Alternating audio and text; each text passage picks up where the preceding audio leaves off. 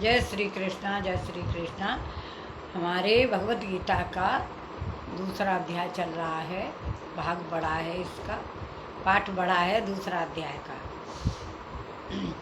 क्योंकि मनुष्य का सब ओर से परिपूर्ण जलाशय के प्राप्त होने पर छोटे जलाशय में जितना प्रयोजन रहता है, अच्छी प्रकार ब्रह्म को जानने वाले ब्राह्मण का भी सब वेदों में उतना ही प्रयोजन रहता है। अर्थात जैसे बड़े जलाशय के प्राप्त हो जाने पर जल के लिए छोटे जलाशयों की आवश्यकता नहीं रहती है, वैसे ही ब्रह्मानंद की प्राप्ति होने पर आनंद के लिए वेदों की आवश्यकता नहीं रहती है।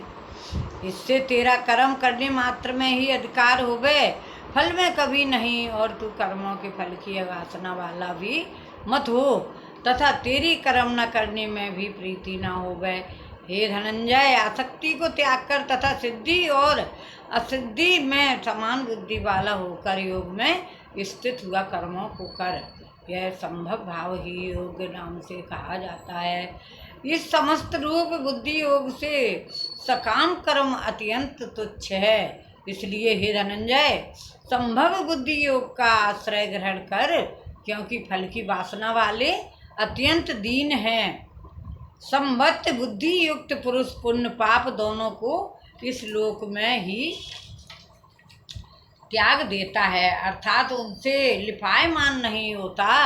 इससे संबद्ध बुद्धि योग के लिए ही चेष्टा कर। यह संभव बुद्धि रूप योग ही कर्मों में चतुरता है, अर्थात कर्म बंधन से छूटने का उपाय है। क्योंकि बुद्धि योग युक्त यानी जन कर्मों से उत्पन्न होने वाले फल को त्याग कर जन्म रूप बंधन से छूटे हुए निर्दोष अर्थात अमृतमय परम पद को प्राप्त होते हैं। हे अर्जुन, जिस काल में तेरा बुद्धि मोह रूप दलदल को बिल्कुल तर जाएगी, तब तू सुनने योग और सुने हुए के वैराग को प्राप्त होगा।